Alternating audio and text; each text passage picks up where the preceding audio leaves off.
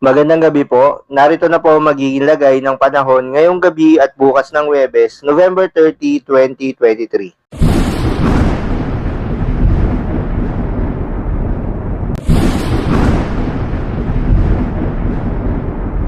Ayon sa Pag-asa, patuloy pa ring nakakaapekto ang malamig na northeast monsoon o hanging amihan sa malaking bahagi ng northern Luzon. Habang itong mainit na easterlies o yung mainit na hangin galing sa karagatang Pasipiko ang nakakaapekto naman sa southern Luzon, Visayas at Mindanao. Magandang balita pa rin mula sa Pag-asa dahil sa ngayon, walang binabantayan na low pressure area o bagyo na maaaring makaapekto sa ating bansa hanggang matapos ang buwan na ito. Para naman sa mga lugar na apektado ng northeast monsoon, asahan ng maulap na kalangitan na may mga kasamang pag-ulan. Dito yan sa Batanes, Cagayan, Isabela, Apayao at Aurora. Kaya naman posible ang mga pagbaha o pagguho ng lupa dahil sa katamtaman hanggang sa kung minsan ay malakas na pag-ulan. Dito naman sa Bulacan, Rizal, Laguna, Quezon, Bicol Region, Eastern Visayas, Caraga at Davao Region, asahan na maulap na kalangitan na may isolated rain showers at thunderstorms. Dulot naman yan ng easterlies. Kaya naman asahan rin ang mga posibleng pagbaha o pagguho ng lupa dahil sa katamtaman hanggang sa kung minsan ay malakas na pag-ulan. Para naman sa Metro Manila at iba pang bahagi ng bansa, asahan ng bahagyang maulap hanggang sa maulap na papawirin na may kasamang isolated rain showers and thunderstorms. Dulot din yan ng easterlies.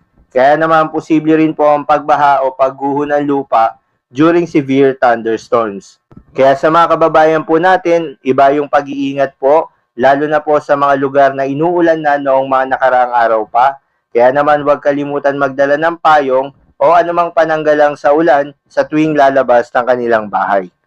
Para naman sa lagay ng panahon bukas ng Huwebes, November 30, 2023 dito sa Luzon, ayon sa Pag-asa, mataas pa rin ang tsansa ng ulan sa may eastern side of Luzon, sa may Bicol Region at Quezon, dulot yan ng easterlies o yung hangin galing sa Pacific Ocean, lalo na sa hapon hanggang sa gabi. Ibig sabihin po nito, mataas pa rin ang tsansa ng mga pag-ulan doon.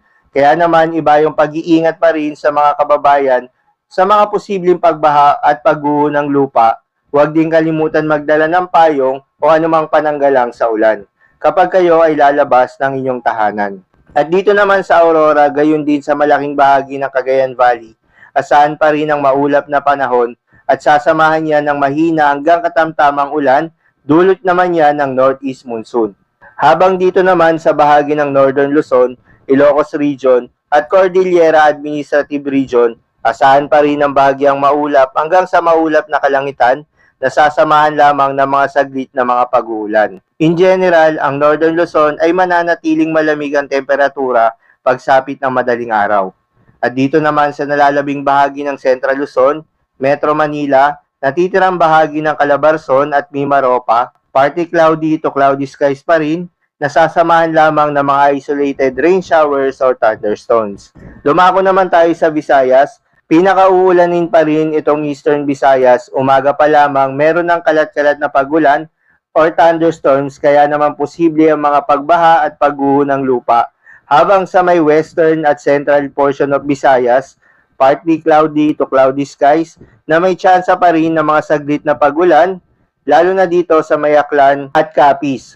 Para naman sa Mindanao, umaga pa lamang mataas na ang tsansa ng pag-ulan dito sa may southern portion of Soc-Sargent at sa may Sulu at Tawi-Tawi. Habang mataas din ang tsansa ng pag-ulan, buong araw dito sa Caraga Region, kaya naman posible rin ang mga pagbaha o pagguho ng lupa. Bahagyang maulap hanggang sa maulap naman sa maraming lugar, pero sa pagsapit ng hapon hanggang sa gabi, mataas muli ang tsansa ng mga pag-ulan lalo na sa Davao Region, dulot yan ng easterlies. Para naman sa lagay ng mga dagat baybayin, ayon sa Pag-asa, patuloy ang maalon na karagatan dito sa may norte dahil yan sa pag-ihip ng hanging amihan o northeast monsoon, lalo na sa baybayin ng Batanes, Babuyan Islands at Ilocos Norte. Sa mga susunod na araw naman, posible pa rin sa malaking baybayin ng Northern Luzon ang maalon na karagatan na siyang delikado pa rin sa mga maliliit na sasakyang pandagat at mangingisda dahil pa rin yan sa pag-ihip ng northeast monsoon.